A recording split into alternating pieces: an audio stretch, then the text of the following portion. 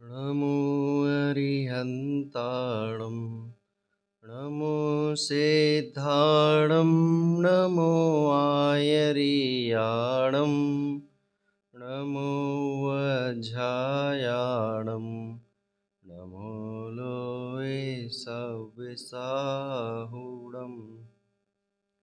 मंगलमय मंगले करण बीते राग विज्ञान नमो ताहि जाते भय अरिहंतादि महान। करि मंगल करि हो महा ग्रंथ करन को काज जाते मिले समाज सब पावे निज पद राज। पिछले कुछ दिनों से हमारी चर्चा मोक्ष मार्ग प्रकाशक ग्रंथ, जिसमें चौथे अधिकार में मोह की महिमा पर चल रही थी। मोह की महिमा को हम दो प्रकार से देख रहे थे।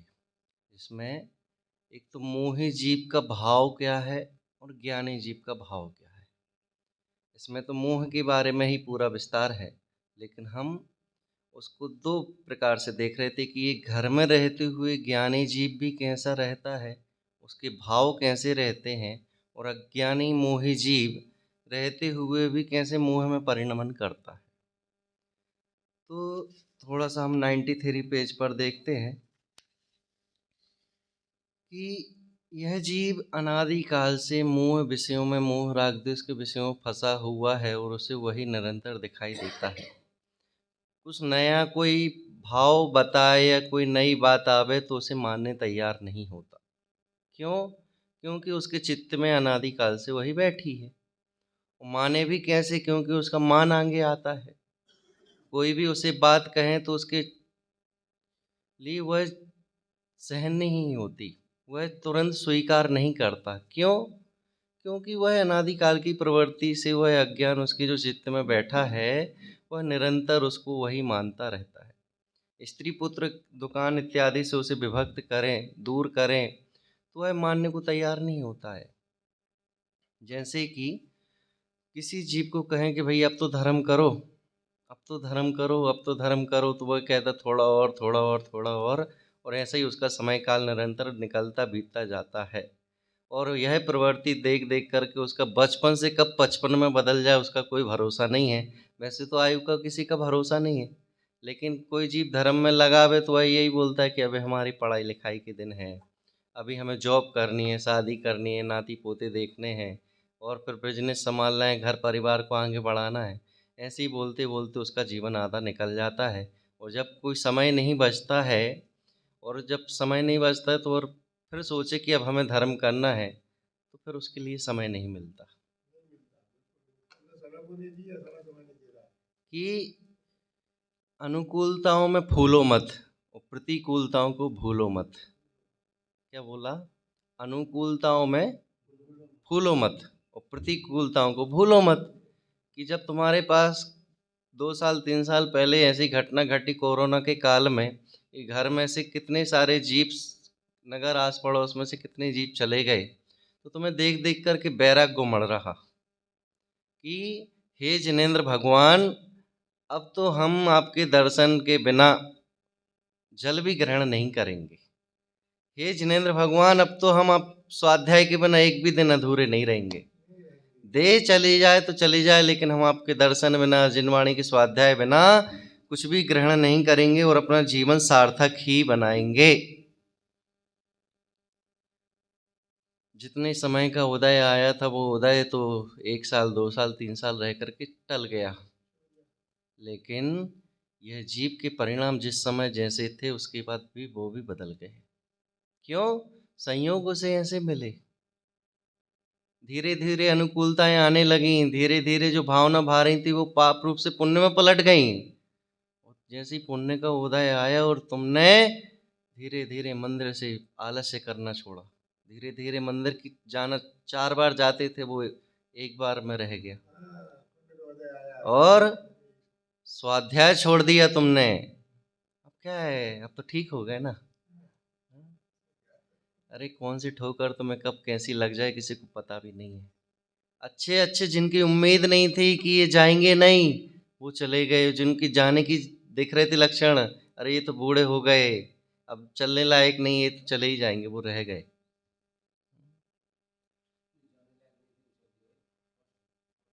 और देखिएगा कि नदी जब उफान भरती है, बाढ़ आती है, तो घास फूस जो लगी रहती ना, वो रह जाती है, वो बड़े बड़े वृक्षों को उखाड़ फेंकती है। कौन सा कर्म का उदय कब हावी हो जाए, कब उदय में आ जाए, किसी का भरोसा है क्या? हम स्वयं अपनी कल्पनाओं से दुखी हैं, अपने अज्ञान से दुखी हैं। हमारे ज्ञान में, हमारे स्वभाव में दुख है ही नहीं है। हाँ, दुकान नहीं चल रही तो तुम्हारे दुकान में नहीं चल रही, तो इसका कारण कौन है? ग्राहक है कि दुकान है कि तुम्हारा प्रोडक्ट है कि तुम खुद हो? हमारा अज्ञान है। दूसरे की दुकान निरंतर चल रही है तो तुम उसको देख देख करके क्यों दुखी हो रहे भाई? तुम्हारे पास आना होगा तो आएगा, नहीं आना होगा तो नहीं आएगा, तुम ही परेशान हो रहे हो। 1 लाख रुपए आ भी गए दिन के दुकान के चलते चलते तो तुम बड़े खुश हो गए। बिना आए बिना नहीं सोच सकते क्या आ गए क्या? 4 वस्तुएं हैं और जिसमें से एक वस्तु नहीं है, तो 3 को देख करके खुश रहो ना। एक वस्तु को देख करके क्यों दुखी हो? तुम्हारे अंदर अनंत अनंत शक्ति चैतन्य पिंड वाला स्वरूप में विराजमान, चैतन्य देह देवल में विराजमान भगवान आत्मा विराजमान है। तुम उसको देख करके खुश नहीं होते हो। और भगवान को जा जा करके देख देख करके ये भाव आते हैं, हम भगवान बने, भगवान बने। मंदिर से बाहर निकले तो तुम उस भगवान को ही भूल जाते हो जिसके लिए तुम देखने गए थे। अरे भगवान को देखने हम इसलिए गए थे कि भगवान तुम्हारे गुणों को देख करके हम अपने स्वरूप को पहचानेंगे। तुमने तो उनको देख करके अलग रख दिया, मंदिर में ही छोड़ा है, और अपने स्वरूप में जाना था तुम उसे भूल गए। कैसे चलेगा? देखो, ऐसे ये मिथ्या दर्शनादिक भाव जीव के अनादि से पाए जाते हैं, नवीन ग्रहण नहीं किए हैं। देखो इसकी महिमा की जो पर्याय धारण करता है, वहाँ बिना ही सिखाए मोह के उदय से स्वयं वैसा ही परिणमन होता है। कुछ नहीं सिखाना पड़ता। एक छोटे से बच्चे के सामने कोई खेलने के सामान रखे हों और तुम उसके सामने जाकर के वो वस्तु उठा लो, तो ऑटोमेटिक रोएगा, चिल्लाएगा। उसके लिए किसने सिखाया है कि ये वस्तु तेरी और ये वस्तु मेरी? गाय से उत्पन्न जन्मा अभी बछड़ा, वो चाट चाट करके 10 मिनट में खड़ा कर देती है, और उसको किसने बताया कि दुग्ध पान यहाँ पर है? जा करके सीधा ही वो दुग्ध पान करता है। किसने सिखाया होगा उसको? ये अनादिकाल के संस्कार है। लड़ाई झगड़ा करना, मोह करना, किसने सिखाया? किसी ने नहीं सिखाया। ये अनादिकाल से हर पर्याय में यह जीव निरंतर ऐसे ही परिणमन करता है। जैसे कोई जीव यहाँ दुखी है, यहाँ जॉब करते हुए दुखी, और ये सोचे कि ये जॉब से तो मैं थक गया हूँ, अब अगली जॉब में जाकर के सुखी हो जाऊंगा, वहाँ वहाँ पर इतना पैकेज, वहाँ इतनी सैलरी मिलती है। तो जरूरी नहीं है। मानते हो तुम, लेकिन वहां जाने के बाद 1-2 महीने सुख साथा में बीतेंगे, फिर वापस वही कष्ट। तुम सोचते हो इस पर्याय में हमारे हाथ पैर टूट गए, एक्सीडेंट हो गया, कुछ भी हो गया, अगली पर्याय में जाकर के हम सुखी हो जाएंगे। अरे ऐसी पर्याय में जाओगे कि जहाँ कोई पूछने वाला नहीं मिलेगा।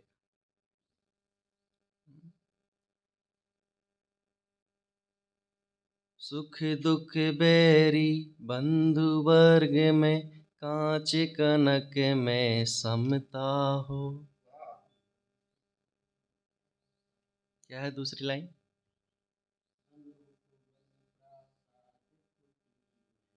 नहीं, खेद नहीं। सुख दुख बैरी बंधु वर्ग, कांच कनक में समता। कि भाई तुम्हारे कोई गरीब है, कोई अमीर है, कोई धन से है, कोई तन से है, कोई मन से है, कोई ना कहीं तो सुखी, कहीं ना कहीं दुखी है ही है। लेकिन सुखी भी है तो वो इंद्रिय आनंद में सुखी है, अतीन्द्रिय में नहीं है। हम उसे मानते हैं कि ये इंद्रिय मतलब अतीन्द्रिय है। भाई ठीक है, मान लो। पूरा घर धन दौलत संपत्ति से भरा है, तो तुम देख देख करके खुश हो रहे हो। ये भी तो विचार करो कि ले जाने की व्यवस्था है क्या? ले जाने की व्यवस्था तो तुम्हारे स्वभाव में, तुम्हारे परिणमन में है कि जो तुम पुरुषार्थ करोगे वो तुम ले जाओगे। अरे तुम यहाँ पे पुरुषार्थ करोगे तो नरक में भी सम्यक दर्शन हो जाएगा। तुम यहाँ पर पुरुषार्थ करोगे तो तुम जिस पर्याय में जाओगे उस पर्याय में भी सुखी होगे। लेकिन यही पुरुषार्थ नहीं करोगे तो तुम किसी भी पर्याय में चले जाओ, मनुष्य पर्याय में भी चले जाओ, पुरुषार्थ नहीं करोगे तो जैसा निगोद में जीव निरंतर बिलखता रहता है, जन्म मरण करता रहता है, ऐसे यहाँ पर भी दुखी है। कि कोई अमीर है कोई गरीब है, वो तो मान्यता पर है कि वो क्या विचार करता है कि हमें नमक रोटी में भी आनंद आता है, कोई 56 भोगों में भी दुखी है। कोई जमीन पर भी लेट करके अच्छे से नींद ले लेता है, कोई डल्लब की गद्दे पर भी लेटे लेटे नींद नहीं ले पाता है। किसी को पानी पीने से भी शुगर हो जाती है, कोई शक्कर की मिष्ठान खाते रहे तो उसे कुछ नहीं होता है। झोपड़पट्टी में रहने वाला भी जीव यही मानता है कि मेरा भी घर किसी बड़ी बिल्डिंग से कम नहीं है। और बड़ी बिल्डिंग में रहने वाला ये सोचता है कि और कब बड़ी बन जाए। उसी की आकुलता में रहता है कि और बढ़ जाए और बढ़ जाए। अज्ञानी निरंतर यही सोचता रहता है कि मेरा कितना वैभव बढ़े, कितना वैभव बढ़े, कितना वैभव बढ़े कि मैं संसार में सबसे बड़ा अमीर कहलाऊं, सब मुझे अमीर जाने और मैं अमीरी में जीवन निकालूं। लेकिन ज्ञानी जीव ये चाहता है कि एक झोपड़पट्टी भी रह जाए मेरे लिए, 2 समय की भोजन और 2 समय की सामायिक को दर्शन हो जाए, स्वाध्याय हो जाए, मेरे लिए वही बहुत है। और आजकल तो लोग संसार से दूर रह करके भी ये चाहते कि हम संसार में कैसे अंदर आए।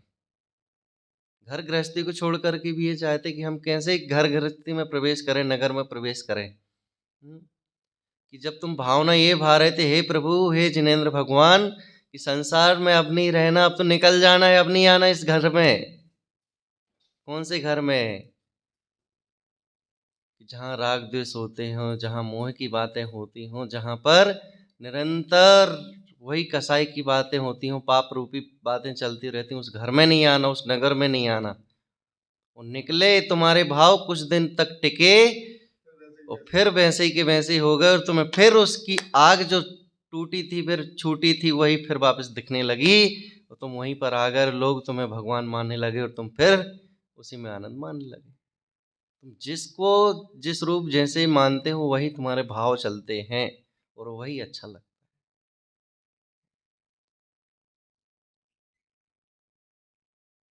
आप लोगों के पहले गांव में झोपड़पट्टी ही थे, खपरेल वाले घर थे, नदी में कपड़े धोने जाते थे। हाँ, पानी लेने सिर पर रख करके 2-2 मटके 3-3 घड़े रख के लेके आते थे।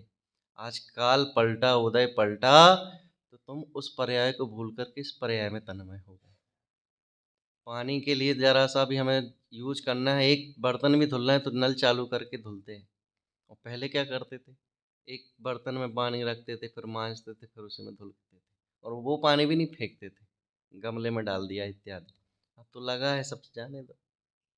पहले थाली धुल के धुलते थे, कितनी सारी चीजें होती थी। राज उदय पलटा, तो हम उस पर्याय को भूल करके इस पर्याय में तन्मय हो गए, और अपेक्षा करते हैं इससे और अच्छा क्या हो सकता है। इसी उद्योग में रहता है बिल्कुल। तो यही निरंतर चाहता रहता है। तथा मनुष्य आदि को सत्य विचार होने के कारण मिलने पर भी सम्यक परिणमन नहीं होता, और श्री गुरु के उपदेश का निमित्त बने भी बारंबार समझाए, परंतु यह कुछ विचार नहीं करता, तथा स्वयं को भी प्रत्यक्ष भाषित हो वह तो नहीं मानता और अन्यथा ही मानता है। किस प्रकार है सो कहते हैं। श्री गुरु के अनंत बार तुम्हें समागम मिले, अनंत बार तुम्हें वो हुए, लेकिन तुमने क्या मानी उनकी बात? अब करूँगा, अब सुनूंगा, अब सुनूंगा, अब करूँगा, अब करूँगा, अब करूँगा। ये जीव करना करना करना करना करना सोचता है, लेकिन ये क्यों भूल जाता कि मरना भी है। करना ही करते ही करते करते करते करते यही सोचता रहता निरंतर। क्यों? ना हम कुछ लेकर आए थे, ना कुछ लेकर जाएंगे। लेकिन ये जीव जन्म होते से, देखो एक चीज है कि इसे कोई नहीं सिखाता है कि हमें धन संपत्ति इकट्ठी करनी है, किसी से राग करना है, किसी से द्वेष करना है। अनादि के तो जो संस्कार हैं सो है ही हैं, लेकिन ये देख देख करके भी जीव उस प्रवृत्ति को चाहता है कि जैसे हमें जन्म से ही धोती दुपट्टे पहना दिए जाएं तो हमें वही अच्छे लगते हैं, लेकिन हम दूसरे के वैभव को देख देख करके, और लोग शांत नहीं बैठते हैं, लोग शांत नहीं बैठते हैं। अगर तुम नए कपड़े पहन लो तो तुम भाई शांत रहो ना। कोई सामने वाले जब तक नहीं बोले कि कितना अच्छा लग रहा, तब तक भी इसको चैन नहीं पड़ती, और जब तक खुद नहीं बता दे, या तो पूछ लेगा कैसा लग रहा हूँ, सामने वाला नहीं बोले तो भी परेशान, स्वयं जब तक नहीं बता दे तो भी परेशान। ये प्रवृत्ति से तुम स्वयं परेशान हो, कोई और परेशान करने वाला नहीं है। तुम्हारी प्रवृत्ति में दिन रात मान मान मान मान अभिमान छाया हुआ है, तो वही प्रवृत्ति चलती रहती है तुम्हारी दिन रात। भोजन करने बैठे और नमक कम था तो तुम्हारे साथ तो ये होता कि तुम्हारा निरंतर जो स्वाध्याय चल रहा है उसका परिणाम ये होता, शांति से भोजन करके ग्रहण करके अपने उठ जाते, काम लग जाते। तुमने निरंतर जितना भोजन नहीं किया उससे ज्यादा तुम्हारे अनंत परिणाम उसमें यही चले गए, नमक नहीं है, नमक नहीं है, नमक नहीं है। जितना बनी रहती है कि ये आइटम है अभी उसको लेना है, पहले ये खा ले। अनादिकाल के संस्कार बैठे हैं, कौन तुम्हें समझाए भाई। तुम्हारे परिणाम तुम्हारी ही परिणाम आगे की पर्याय हैं। तुम्हारे भाव ही तुम्हें सिद्धालय ले जाने के लिए निमित्त बन सकते हैं, तुम्हारे भाव ही निगोद नरक ले जाने के लिए निमित्त बन सकते हैं। बस डिपेंड करता है कि तुम चाहते क्या हो। तुम्हारे निरंतर परिणाम राग द्वेष में निकलेंगे तो राग द्वेष रूपी पर्याय में ले जाएंगे। तुम्हारे परिणाम अगर अच्छे होंगे, स्वाध्याय रूप, घर में अपंग है, हैंडीकैप है, चल नहीं सकता, दर्शन नहीं कर सकता, देख नहीं सकता, सुन नहीं सकता, लेकिन उसके भाव निरंतर ये चल रहे हैं, मुझे तो भाव का अभाव करना है, तो निश्चित ही वो भाव का अभाव करेगा। वो कौन सी माँ थी जिसने अपने बेटे को घर में छुपा के रखा था और मंदिर के दर्शन नहीं करने दिए थे?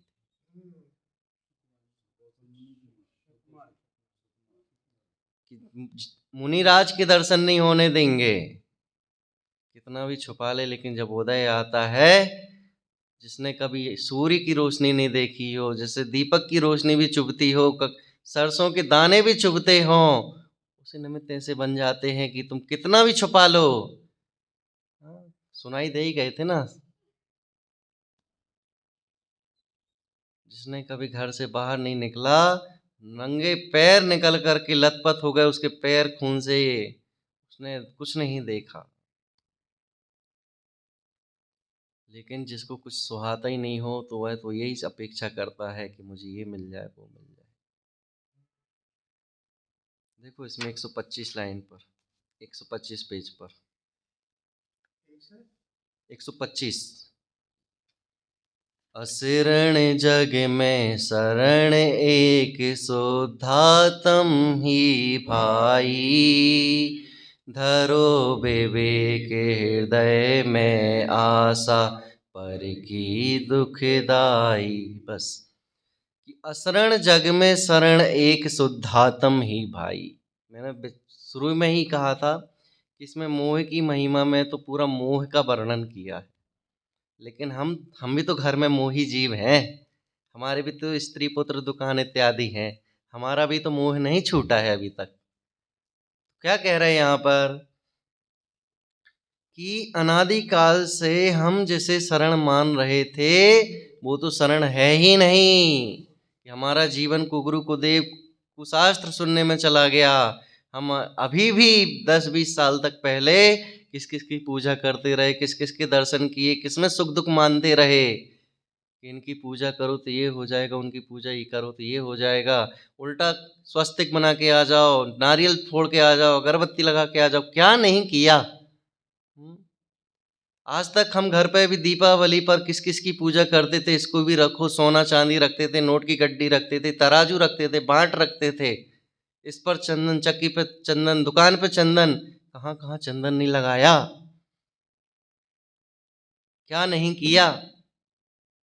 उस पर्याय में जब तन्मय थे तो लोग हमें समझाते थे तो भी हम क्या समझते थे? हमें वही पर्याय अच्छी दिखती थी। घर के आगे शुभ लाभ लिखते थे, ऊपर स्वस्तिक बनाते थे, लक्ष्मी सदा सहाय करे, महावीर भगवान सदा सहाय करे, क्या क्या नहीं लिखा। और आज भी ये प्रवृत्तियां देखी जाती हैं। घर में तुम अपने भाई, तुम समझ गए हो, तुम अपने भाई को बोलो कि भाई ये सब संसार में शरण नहीं है, ये हमें भोगों में ले जाने वाले हैं, तुम मानते रहो, तो भी वो समझने के लिए तैयार नहीं है। तुम्हारा दुश्मन बन के बैठ जाएगा, शत्रु बनने तैयार है, लेकिन ये बात समझने तैयार नहीं है। क्यों? अनादिकाल के संस्कार उसके लिए मिथ्यात्व को लेकर के हावी करता है। देखो, एक तो मिथ्यात्व पिताजी हैं और उसके दो बेटे हैं, पुण्य और पाप। अब पुण्य अकेला बचा, पाप और मिथ्यात्व एक कैटेगरी के हो गए। तुम्हें अंदर से भाव आए कि ये मुझे दर्शन करते हुए कुगुरु कुदेव इत्यादि के हमें भाव ही नहीं होते हैं, लेकिन मोह खड़ा हो जाता आगे, यही तेरे लिए आगे कार्यकारी है। फिर पुण्य चिल्लाता है, लड़ता है उससे, ये दम नहीं है इसमें, ये तो हमें भोगों में लगाने वाले हैं। पाप और मिथ्या तो मिलकर के उसे फिर दबा देते हैं। और अनादिकाल का तो संस्कार बैठा ही है, तो फिर उसकी मान लेता है, हाँ हाँ बात सही है। और बात निमित्त भी सामने वाले ऐसा मिल जाता है, काहे के लिए? तो मोक्ष मार्ग में एक बार शाम से सोचो कि आज से हम जल दूध अन्न पान ग्रहण नहीं करेंगे, तो बूढ़ापा भी होगा किसी का तो भी यह जीव ऐसे मिलेंगे, अब तो उम्र खाने की है, अब बुढ़ापे में कब पानी की जरूरत पड़ जाए, कब रात में भोजन की जरूरत पड़ जाए, कोई समझाने, मोक्ष मार्ग में लगाने के लिए कोई ऐसा बोलता ही नहीं है कि अभी तो जीवन इतना निकल गया, भोगों का नहीं, अब तो अतीन्द्रिय आनंद का आनंद लो। कोई नहीं बताता। एक छोटा सा भी बालक मंदिर जाने लग जाए तो पड़ोसी ये बोलने लगता है, ये बच्चे को मंदिर मत भेजा करो, नहीं तो दीक्षा लेकर के वो घर छोड़ के चला जाएगा, तो उसे वो मंदिर से भी छुड़ा देते हैं। अरे जैसे संसार से निकलना हो और मोक्ष मार्ग में बढ़ना हो, तो वो संसार के जितने भी जनता है वो सबसे लड़ने के लिए तैयार हो जाता है और भोगों से निकल करके अतीन्द्रिय आनंद में लगता है। असरण शरण क्या है भाई? हमने तो अनेकों शरण ऐसी बरी, अनेकों शरण ऐसे गए जहां पर वास्तव में शरण थी ही नहीं। अब तो शरण, भगवान आपको देख करके तो ऐसा लगता है कि मंदिर से ना निकलूं। भगवान आपको देख करके तो ऐसा लगता है कि अब स्वभाव के बिना नहीं रहूं, मेरा चित्त डूबा जाए। जैसे रस पाग में एक गुलाब जामुन नित्य रो उसी में रहते हुए भी उसी में तन्मय है, उसी में लबालब डूबा हुआ है, और किधर से भी उसको चखो तो बस वही मिठास आती है। कोई इंजेक्शन से तो नहीं भरता उसमें। हाँ? जलेबी में कोई मिठास नहीं भरता, बस चाशनी के अंदर डाल दो, वो अपने आप उसमें लिप्त होकर के तन्मय होकर के उसमय हो जाती है। ऐसे ही तुम अपनी पर्याय, विभाव रूपी पर्याय को स्वभाव रूपी पर्याय में परिणमन तो करे एक बार जीव, तो उसे वही वही दिखाई देता। लेकिन बस डिपेंड ये करता है कि तुम चाहते क्या हो। तुम्हें श्री गुरु ने तो अनंतों बार उपदेश दिया कि भाई ये भोगों में मत रमो, मत लगो, लेकिन तुम कहते थोड़ा और, थोड़ा और, थोड़ा और, तुम उसी में रमते जाते। क्या करे जी? कि असरण जग में शरण एक ही शुद्धात्म ही भाई, एक ही मात्र शुद्धात्मा है हमारे लिए, और कोई भी नहीं है। भगवान के सामने जाकर के भी ये, तुम भगवान को सोचो, भगवान हमें शरण में ले लो, तो वो लेंगे क्या शरण में? भगवान की मुद्रा को देख करके तो यही भाव आता है, भगवान जैसे आपने हाथ पर हाथ रख लिए, संसार से विरक्त हो गए, सिद्धालय में पहुंच गए, चार कर्मों का नाश कर दिया, या फिर भोगों से मुनि पर्याय भी दिखती है हमें उसी प्रतिमा में, तो यही भाव होता है कि हम भी आपके समान बन जाएं, आपके समान हो जाएं। तो भगवान कहते हैं कि मेरे समान होने का तुम्हारा भाव ठीक है, लेकिन हम तुम्हें कोई शरण देंगे और तुम मेरे कहने से तुम ऐसे हो जाओगे, तो ऐसा नहीं होगा। तुम अपनी स्वयं शरण में जाओ और तुम उस रूप पुरुषार्थ करो, तुम बन जाओ। शुद्धात्म अरु पंच गुरु जग में शरणा दो, कि पहली शरण शुद्धात्मा है। बाद में पंच परमेष्टि है। लेकिन ये जीव जितने भी हैं सब पहले पंच परमेष्टि की शरण में जाते हैं और फिर समझने वाले समझते हैं, नहीं समझने वाले होते नहीं समझ। भगवान को देख देख करके भगवान की बनने की भावना तो हो सकती है, लेकिन भगवान, तुम ये सोचो कि भगवान हमें भगवान बना देंगे, तो ये नहीं हो सकता, पॉसिबल नहीं है कभी भी। फिर तो तुम ऐसे ही उनको कर्ता मानोगे और तुम उसी में जो तुम्हारे पुराने संस्कार थे, तुम पहले कुकुर को देवों को कर्ता मानते थे, अब तुमने इनको कर्ता मान लिया, मतलब क्या है? तुम्हारी वही प्रवृत्ति चल रही है। एक तो जीवन पूरा तुम्हें मिले जितना होता है वो संभव नहीं है। कभी तुम तन से परेशान, कभी मन से परेशान, कभी धन से परेशान। हाँ, उसमें भी तुम्हें रोग ले बैठने को तैयार है कि रोग तुम्हें निपटाने के लिए बैठे कोई ना कोई। और उसमें भी तुम्हें मनुष्य पर्याय मिल भी जाए तो जैन कुल पर्याय नहीं मिले। जैन कुल मिल भी गए तो मंदिर नसीब नहीं होवे, जिनवाड़ी नसीब नहीं होवे, सच्चे देव शास्त्र गुरु स्वरूप बताने वाले विद्वान समागम नहीं मिले। मिल भी जाए तो तुम्हारे कर्णेंद्रिय साथ हैं कि नहीं है। हाँ, भाषा वर्गणा जो तुम्हारी है वो मिले कि नहीं मिले, सब कर्माधीन है। ये पर्याय मिली है, इसको ही अपना समय बना करके तुम उसमें ही अपना समय का सदुपयोग करो। नहीं तो ये पर्याय कब निपट जाएगी तो तुम फिर से मनुष्य पर्याय पालोगे, तो जरूरी थोड़ी तुम्हें जैन कुल मिल जाएगा, समागम मिल जाएंगे। हर समय ये विचार करो कि तुम्हें कोई उपाधि मिले या कोई तुम्हारी विराधना करे या तुम्हें कुछ भी संसार में कोई बड़ी उपलब्धि भी हो जाए या कोई दबा देवे या पुण्य का उदय आ जाए या पाप का उदय आ जाए, और तुम्हें प्रवचन सुनने मिल जाए, मंदिर मिल जाए, या फिर तुम्हें सारी अनुकूलता मिल जाए या प्रतिकूलता मिल जाए, बस 3 चीजें विचार करो, ये समागम सदा नहीं रहेंगे। ये जिनवाणी अभी मैं सुन रहा हूँ या पढ़ रहा हूँ, ये जितने समय के लिए मिली है इसके लिए ऐसा होना चाहिए कि बस रस पीता ही रहो।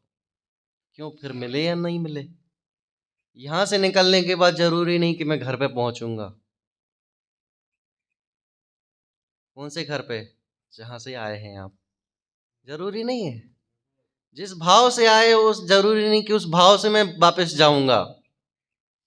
कैसी प्लानिंग चल रही थी इधर आने के पहले, ये ले जाना है, इनको बोलना है, इनको बोलना है, इनका रिजर्वेशन, ये जिनवाणी पर प्रवचन होंगे, ये स्वाध्याय होगा, ये बुकिंग करनी, ये करना वो करना, कितना हुआ। और जब लास्ट दिन आया, ट्रेन से निकल गए, यहाँ कार्यक्रम चालू होगा और यहाँ से निकलने के बाद फिर वापस वहीं लग गए। फिर अगले साल की प्लानिंग हुई, अब कहाँ पर। धरो विवेक हृदय में आशा, पर की दुखदाई। क्या बोला कि ये समागम सदा नहीं रहेंगे। दूसरा, ये समागम सदा रहे भी तो ये ऐसे जरूरी नहीं कि ये में ऐसे मेरे भाव रहेंगे। मान लो ये समागम रह भी गए तो जरूरी नहीं कि ऐसे मेरे ये भाव रहे। मान लो मंदिर बना हुआ है, हम जहाँ रोज मंदिर जाते थे, शास्त्र स्वाध्याय करते थे, जहाँ से हमें ये ठोकर लगी थी उसी मंदिर से हमने धर्म चालू किया था। 1-2 साल निकले, मंदिर भी जहाँ का तहाँ बना रहा, वो ठोकर भी हमें जहाँ की तहाँ बनी रही, लेकिन अब मेरे भाव नहीं है। जिसने हमें संभाला था, जिसने भोगों से निकाल करके हमें स्वभाव में लगाया था, फिर हम भूल जाते और उस प्रवृत्ति के लिए और फिर वापस उसी में लग जाते हैं, वो भाव भी नहीं रहेंगे। और ये दोनों भी रहे क्या, ये संयोग भी सदा बने रहे, ये भाव भी सदा बने रहे, तो जरूरी नहीं कि मैं रहूंगा। समझ में आया क्या? तुम्हारा हर एक समय का परिणाम, हर एक समय का राग, हर एक समय का द्वेष अगले सेकंड के लिए वैसा सेम रहे ऐसा जरूरी नहीं है। हर समय बदलता है, हर समय, हर सेकंड, हर मिनट, हर घंटे, हर दिन। आज का परिणाम कल नहीं रहेगा। आज घर में कोई मृत्यु को प्राप्त हो गया, जब तक वह घर से नहीं निकला तब तक तुम कैसे रो रहे थे, और घर से निकलने के बाद का परिणाम देख लो, और 3 दिन के परिणाम का देख लो, और हफ्ते भर का परिणाम देख लो, एक से ऐसा रहेगा ही नहीं। रह ही नहीं सकता। तुम्हारी एक जैसी आज की कसा है वो एक मिनट बाद वैसी नहीं रहेगी। आज के दर्शन करने में और कल के दर्शन में जमीन आसमान का फर्क है।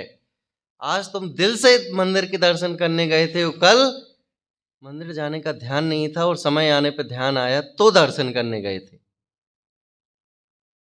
हॉबी और एक ड्यूटी दोनों में अंतर है। मंदिर के दर्शन हॉबी से करना चाहिए, ड्यूटी से नहीं करना चाहिए। और ऑफिस ऑफिस भी जाते तो हॉबी से ही जाओ, ड्यूटी से जाते हैं हम टाइम देख देख करके जाते, अब टाइम हो गया, अब टाइम हो गया। हॉबी से करोगे, दिल से करोगे तो तुम्हारे लिए पुण्य का बंध होगा, और ड्यूटी से करोगे तो जाना तो पड़ेगा, करना तो पड़ेगा, लेकिन तुम्हें वो पुण्य पुण्य जैसा नहीं लगेगा, भाव भाव जैसे नहीं लगेंगे। भगवान को देख देख करके भगवान से हमारे अंदर ऐसा उछाल आता है, भगवान जैसे आप विराजमान हो, आप हाथ पर हाथ रख करके बैठे हो, नासाग्र दृष्टि है, ऐसा मेरा भी स्वभाव ही है। अनादिकाल से हम ये भूले हुए हैं कि मेरा स्वभाव भी ऐसा है। मम स्वरूप है सिद्ध समान, हो मेरी ऐसी दशा जैसी तुम्हें धारी हो। भगवान आपकी दशा तो ऐसी है जैसी हमारी दशा तो ऐसी जैसी आपने धारण की। मेरे चित्त में भी वही स्वभाव है जो आपका स्वभाव है। जो ने गोद में सोही मुझ में सोही मोक्ष मझार। क्या? जो निगोद में है प्रभु वो भी आत्मा है, जो मुझ में है वो भी आत्मा है, और जो यहाँ से विरक्त हो गए वो भी आत्मा है। भगवान से बातें करने का भाव हो तो मंदिर में जाकर के यही विचार करो, भगवान आप संसार से विरक्त हो गए हो, आप सिद्धालय में पहुंच गए हो, आप मुक्त हो गए हो। मेरा भी स्वभाव सिद्ध बनने का है, मैं भी मुक्त होकर के आपके बाजू में बैठूंगा सिद्ध के समान, बस थोड़ा सा अंतर है। हम घर पे बात करते हैं अपने पुत्रों से, परिवार सदस्यों से, तो दिन भर हाय हेलो राग द्वेष की बातों में निकल जाता है। भगवान से बातें कर सकते कि नहीं कर सकते? कर सकते। भगवान के सामने गए, हे प्रभु आपका स्वभाव और मेरे स्वभाव में कोई अंतर नहीं है, जैसे आप हाथ पर हाथ रख करके बैठ गए हो, एक दिन मैं भी बैठूंगा, मैं भी पुरुषार्थ कर रहा हूँ। 1 घंटे नहीं, अनंतों घंटे बात कर सकते तुम उनसे, तुम्हारी घर की बातें तो कभी न कभी खत्म होंगी ही, सामने वाला बिजी हो जाएगा, तुम वो काम है, तुम्हें काम आ जाएगा, लेकिन भगवान से बातें करते करते तुम कभी थकोगे नहीं। जितनी बातें करोगे उतना रस आएगा। अरे जो भाव से थक चुका है वो भाव भाव का अभाव करने में ही लगा है, कि अपने अंदर इतना हृदय में विवेक कितना होना चाहिए, इतने भाव आशा होने चाहिए, बाकी सब दुखदाय दुख ही दुख दिखे, बस एक ही शरण दिखे। कौन? कि मेरा शुद्ध आत्मा, और कोई शरण नहीं है। अज्ञानी तो निरंतर यही चाहता है कि हम धर्म ध्यान से कैसे दूर रहें और अपने भोगों में तन्मय रहें और उसमें ही आनंद मानता रहता है। लेकिन ज्ञानी जीव कितने भी भोगों में रहे, कितने भी सुख साधनों से इकट्ठे हो जाएं, फिर भी उसमें आनंद नहीं मानता। वो यही चाहता है कि ये भोगों से कब दूर हो, वो निज स्वरूप में रहूं। अज्ञानी तो ये चाहता है कि कब सोना चांदी बिल्डिंग बना बना करके इकट्ठा कर करके मैं सुखी हो जाऊं, और ज्ञानी ये चाहता है जो मेरे पास भोग हैं आज तिजोड़ियों में जितना रखे वो कोई ले ले तो मैं निर्भर हो जाऊं। किसी अज्ञानी के लिए उस ज्ञानी ने पूरा जीवन जितना भी कमाया था जिंदगी का, पूर्व पूर्व दादा परदादा का रखा था, वो सोच रहा कि मेरे से कोई ले ले तो मैं निर्भर हो जाऊं, और अज्ञानी ये चाहता है कि मैं कब इसको इकट्ठा करूं तो मैं सुखी हो जाऊं। तो उस ज्ञानी ने एक दिन भाव आया, अज्ञानी को ज्ञानी मिल गया, वो ज्ञानी को अज्ञानी मिल गया, उसने भोग की सामग्री पूरी उसे दे दी। तो ज्ञानी तो सोच रहा है मैं तो निर्भर हो गया, और अज्ञानी तो ये सोच रहा है ये तो गरीब हो गया और मैं अमीर हो गया। अब आपके परिणाम क्या कहते हैं? बोलो भाई, मैं होता तो पूरा सोना चांदी ले लेता कि और दे देता, तू और ले भाई। ज्ञानी ये चाहता है कि मैं तो सिद्धों की श्रेणी में बैठूं, और अज्ञानी तो ये चाहता है कि मैं धन संपत्ति इकट्ठी करके अमीर बन जाऊं। सुख दुख कोई न बांट सके, यह परम सत्य जानो। कर्मोदय अनुसार अवस्था संयोगी मानो। सुख दुख कोई नहीं बांट सकता, यह परम सत्य जानो। कि भाई मेरा हाथ कट करके अलग हो गया, मैं चिल्ला रहा हूं, तड़प रहा हूं वेदना से, तुम क्या कर सकते हो? उठा करके हॉस्पिटल ले जाओगे, पट्टी करवा दोगे, टांके लगवा दोगे, पैसे दे दोगे, लेकिन इसका सुख और दुख का अनुभव तो मुझे ही करना पड़ेगा, तुम नहीं कर सकते। ये तुम्हारी पुण्य की प्रवृत्ति थी, पूर्व का पुण्य था तुम्हें, जो ऐसे निमित्त मिल गए कि ऐसी घटना को देख करके तुरंत लोगों ने उठाया और हॉस्पिटल ले गए। ये तो तुम्हारा पुण्य था। पाप के उदय में लोग तो कितने डले रहते हैं, शराब पी पी करके, किसी को घर के बेटे को भी बाप को उठाने का भाव नहीं आता। अच्छा है डला रहने दे, परेशानी तो करता है। क्यों भूल जाता है कि उन्होंने उंगली पकड़ करके तेरे को मंदिर में ले गए थे।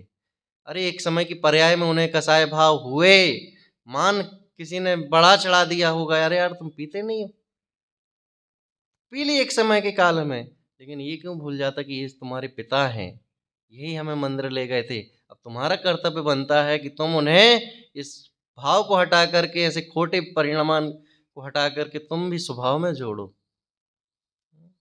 शुद्धात्म से शुद्धात्म का मिलन ही तो सच्ची साधर्म की मिलन की घड़ी है। आप इधर इसलिए तो इकट्ठे हुए कि भाई शुद्धात्म तो हम जाने लगे, कि क्यों ना ये जीव भी शुद्धात्मा को जाने। यही तो सच्ची साधर्म की मिलन की घड़ी है।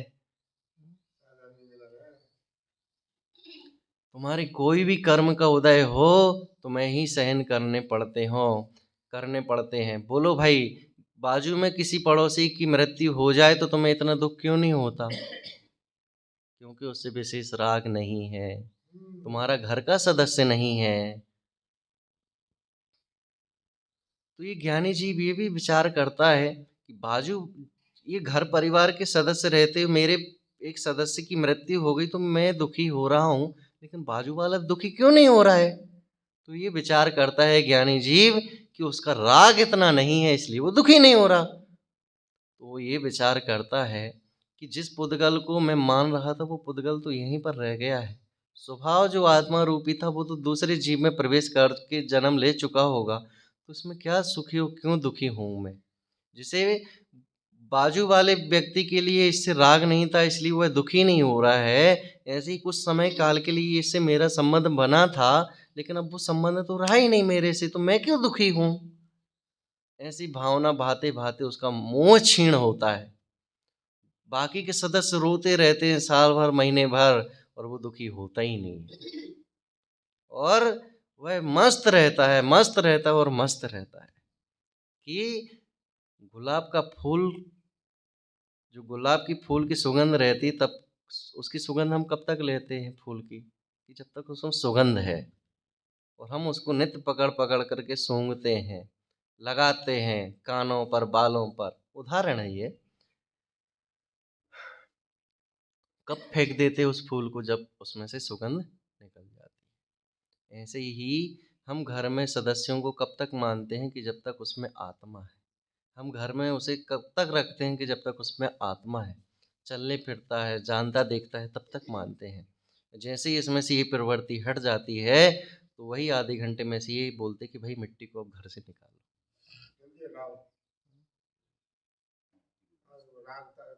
तुम्हारा राग नहीं रहा, विकल्प नहीं रहा, तुम्हारे सुख दुख के, देखो तुम कोई सा भी कार्य करो तो लोग तुम्हें टोकेंगे, रोकेंगे, ऐसी प्रवृत्ति मत करो, मत करो। अरे तुम उसको भूल जाओ कि ये तुम्हारे निमित्त जो हैं, ये तुम्हें रोकने में निमित्त बन रहे हैं। तुम अपना पुरुषार्थ करो। तुम देखना, एक घर है, घर में कोई भी व्यक्ति ये बोल दे कि अब घर नहीं सवारा, मुझे तो जाना है, निर्वस्त्र होकर जाना है, देखना यही कहानी चलती रहेगी। कुंद कुंद बालक कुंद कुंद जो था, वो घर में यही विचार रखता है, माँ अब तो मुझे मुनि दीक्षा लेनी है। 3 दिन 3 रातें चर्चा चलती रही कि बेटा कैसे रहोगे, क्या खाओगे, तूने कभी निकला नहीं, कभी रहा नहीं। वो कहता माँ तुम ये सब मुझ पे छोड़ दो, आप तो अनुमति दे दो। कैसे चलता रहता है बैराग। ये जीव वैराग्य में से डूबा हुआ ये चाहता है कि हम भोगों से निकल करके अतीन्द्रिय आनंद में रमें, और ये संसारी लोग, घर के लोग ये चाहते हैं कि ये भाई घर से ना निकले, ये यहीं रमा रहे। ये तो कर्मोदय के अनुसार अवस्था है जो संयोग रूप में आती है, कभी वियोग रूप में आती है। इसको तुम मानो उसी संयोग है। हाँ, जिस दुकान को हम अभी तक मान रहे हैं कि ये अच्छी चल रही है, ये अच्छी चल रही है, लेकिन ये दुकान तुम्हारी निरंतर नहीं चलेगी। तुम्हारी दुकान तुम्हें अपने किस रूप में चलानी पड़ेगी।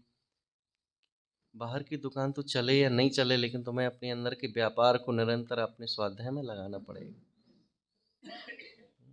तुम्हारी दुकान बाहर की बंद भी हो जाएगी, लेकिन तुम्हारा व्यापार अंदर से जिस समय बंद हुआ, तुम सोचना कि हमारी दुकान अनंत सिद्धों की श्रेणी में बैठने वाली दुकान बंद हो जा रही है। माना हमने कि तुम बोलते हो कि इस काल में हमें मोक्ष नहीं है, लेकिन तुम पुरुषार्थ ही करना छोड़ दो तो तुम्हें मोक्ष कब नसीब होगा। भाई ठीक है, इस काल में नहीं है, अगले काल में नहीं है, लेकिन तुम्हारा पुरुषार्थ तो कभी ना कभी उदय में आएगा ना। लेकिन तुमने पुरुषार्थ ही करना छोड़ दिया तो तुम्हें पुरुषार्थ का जो फल है उसको कब मिलेगा। कभी नहीं मिलेगा। तुम्हारे सुख दुख, तुम्हारे पुण्य पाप तुम्हें ही भोगने हैं। कोई भी नहीं भोगेगा, कोई भी कुछ नहीं कर सकेगा। एक रास्ते में बाजू में कुआं था। एक कोई जीव तड़प तड़प कर के छटपटा रहा है, कोई बचाओ बचाओ बचाओ बचाओ बचाओ।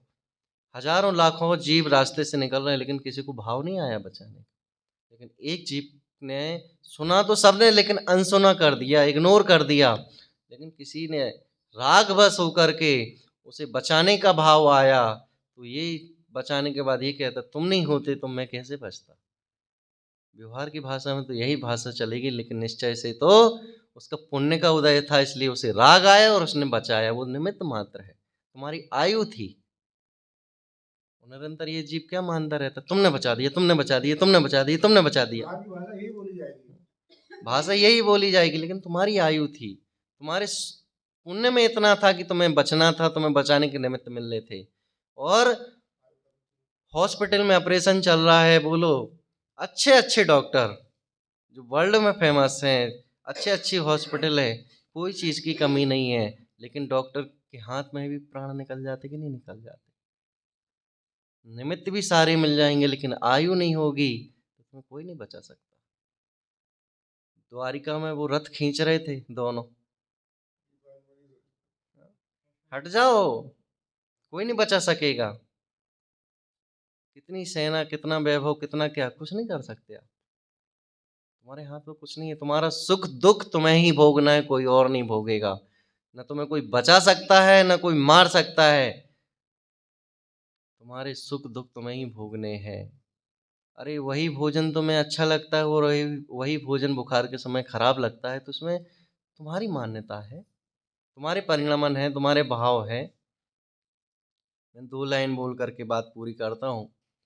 मान्यता में घट रहा और मान्यता में बढ़ रहा, आत्मा में न घट रहा और आत्मा में न बढ़ रहा।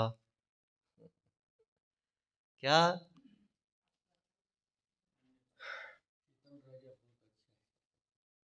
कि घर में कोई नहीं था, बढ़ते बढ़ते घर संपत्ति में धन संपत्ति बढ़ते बढ़ते घर बन गया, भोग सामग्री इकट्ठी हो गई, शादी हो गई, बच्चे हो गए, उनकी शादियां हो गई, उनके बच्चे हो गए, दादा बन गए, परदादा बन गए। इस मान्यता ही में तो बढ़ रहा है, मान्यता ही में बढ़ रहा है निरंतर। निर्भर हो जाओ, मैं कुछ नहीं हूं, मैं तो एक गायक प्रभु हूं बस, और कुछ भी नहीं हूं। तुम कह रहे मैं दादा हूं, कोई कह रहा हम पापा हैं, कोई कह रहा हम चाचा हैं। भोगों की प्रवृत्ति में मरोगे, नरक निगोद में जाओगे।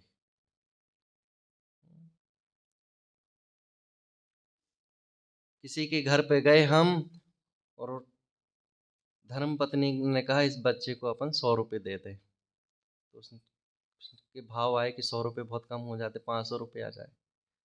तो ये सोचने लगा कि मेरे तो दुकान में 500 रुपये नहीं आते, मैं 500 रुपये कैसे दे दूँ? दे तो दो, दे तो दो, दे तो दो। उसके कहने पर उसने 500 रुपये दे दिए। 1 घंटे में उसका वही विकल्प चलता रहा, मेरे 500 चले गए, 500 चले गए, 500 चले गए। लेकिन 1 घंटे बाद वो ऐसे कार्य में व्यस्त हुआ कि वो 500 कब भूल गया, और दूसरा दिन हुआ तो फिर 500 कमाने लग गया। ऐसे ही तुम्हारे लाखों रुपए जेब से गिर जाएं, या दान देने की भाव नहीं थे लेकिन देख देख करके बोलियां लग रही थी तो मैंने भी बोल दिया 1 लाख रुपए, ये सोच कर कि कोई 1,01,000 रुपए की तो बोली मेरे पास लगा ही लेगा, तो बच जाएंगे, मेरा लोग जान भी लेंगे। लेकिन वो 1,01,000 की बोली किसी ने लगाई नहीं, और मैंने बोल दिया 1 लाख रुपए मेरी तरफ से है, और वो 1 लाख चले गए। अब वो परेशान है, और दूसरे दिन फिर व्यस्त हो गया, वो 1 लाख फिर भूल गया। कि अपनी मान्यताओं से जितने अनादिकाल के संस्कार हैं तुम्हारे, कि तुम अभी तक घर परिवार स्त्री पुत्र को कितने कितने सब चीज़ों को अपना मान रहे थे, वो मान्यता से दूर कर दो। हर किसी के परिवार में कोई ना कोई जीव तो घर से पर्यायांतर तो हुआ ही होगा। किसी का बेटा होगा, किसी की पुत्री होगी, किसी की पत्नी होगी, किसी के दादा दादी, कुछ ना कुछ लगा ही रहता है ना। तो बोलो, वो जाने के बाद भी वो आज भी है कि नहीं है? है, लेकिन जिस पर्याय में तुम मान रहे थे उस पर्याय में नहीं है, किसी न और किसी पर्याय में होंगे। तो यही तो है, मान्यता में नहीं है और किसी न किसी मान्यता में है। घर में से एक सदस्य चला गया, जिस जगह हम रहते थे, जिस जगह हम बैठते थे, तत्व चर्चा करते थे, अब वो जीव वहाँ नहीं दिखता, तो हम उसको देख देख करके जिस बर्तन में वो भोजन करते तो उस बर्तन में हम उसको मानते कि ये बर्तन उसका था, उसमें वो भोजन ग्रहण करते, उसमें दिखाई देता है। जिस जिस कपड़े में जिस कपड़े को पहनते थे, जहाँ रहते थे, जहाँ वो सोते थे, वहीं वो ही दिखाई देते हैं। जब तुम्हें उस जाति में वो जीव दिखता है, तो क्या उसके अंदर जो जीव है वो चैतन्य सिद्धालय जैसे सिद्ध समान नहीं दिखता क्या तुम्हें? तुम्हें बस इतना ही मानना है कि ये जीव है, ये पुरुष नहीं है, ये स्त्री नहीं है, ये पिता नहीं है, कोई रिश्तेदार नहीं, ये जीव है। वो दिन दूर नहीं लगेगा कि सारे जगत के जीव तुम्हें जीव नजर आएंगे। अगर तुम्हें घर का सदस्य, तुम्हें माता पिता पुत्र इत्यादि दिखाई देते हैं, तो सारे जीव भी तुम्हें जीव दिखाई नहीं देंगे, तुम्हें रिश्तेदार ही दिखाई देंगे, शत्रु दिखाई देंगे, मित्र दिखाई देंगे, तुम्हें जीव नहीं दिखाई देंगे। तुम अपने आप को जीव मानते हो तो सारे जगत के जीव तुम्हें जीव दिखाई देंगे, और एक दिन ऐसा होगा कि सिद्धों की श्रेणी में बैठोगे तो सारा जीव तुम्हें जीव दिखाई देगा। कोई मुनिराज के पास गया और बोलने लग जाए कि हे प्रभु, आप मेरे शत्रु थे पहले, अब मैं तुम्हारा कोई नुकसान करने आया हूँ। वो कहते तुम तो जीव हो, तुम मेरा क्या नुकसान करोगे? तुम मेरा क्या नुकसान करोगे? हाँ? मैं तुम्हें शत्रु मानता ही नहीं था, न तुम मेरे शत्रु हो न मित्र हो। और तुमने कष्ट भी दिया तो इस पर्याय को दोगे, मेरी आत्मा को क्या दोगे? मेरे घर से कुछ लूट करके ले जाओगे तो मेरा कुछ नहीं लूट जाएगा, मान्यता ही में लूट रहा है। इसलिए तो बनारसी दास जी ने कहा ये लो, तुमसे नहीं उठ रहा, मैं उठा के दे देता हूँ, ले जाओ तुम। अज्ञानी ये चाहता है कि मेरे भोगों की सामग्री निरंतर बनी रहे, जमी रहे। और ज्ञानी ये चाहता है कि मेरे से नहीं हो पा रहा तो कोई और उठा के ले जाए। 2 लाइन एक साथ बोलेंगे आप? जग में शरण एक सुधातन ही गाई, करो विवेक हृदय में आता, हर की दुखदाई। सुख दुख कोई न बांट सके, यह परम सत्य जानो, कर्मोदय अनुसार अवस्था संयोगी मानो। कर्म न कोई लेवे देवे प्रत्यक्षी देखो। जन्मे मरे अकेला चेतन तत्व ज्ञान लेखो। पापोदय में नहीं सहाय का निमित्त बन कोई। पुण्योदय में नहीं दंड का भी निमित्त होई। इष्ट अनिष्ट कल्पना त्यागो हर्ष विषाद तजो। समता धर महिमा मैं अपना आत्म आप भजो। शाश्वत सुख सागर अंतर में देखो लहरावे। दुर्विकल्प में जो उलझे वह ले से न सुख पावे।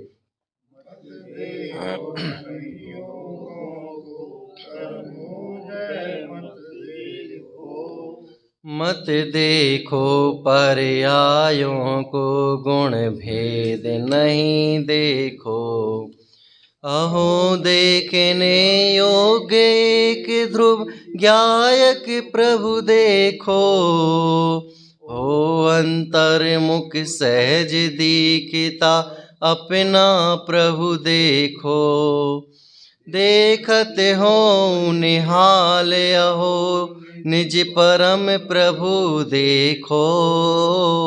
पाया लोकोत्तम जिन शासन आत्म प्रभु देखो। निश्चय नित्यानंदमय अक्षय पद पाओगे। दुखमय आवागमन मिटे भगवान कहाओगे। भगवान कहाओगे।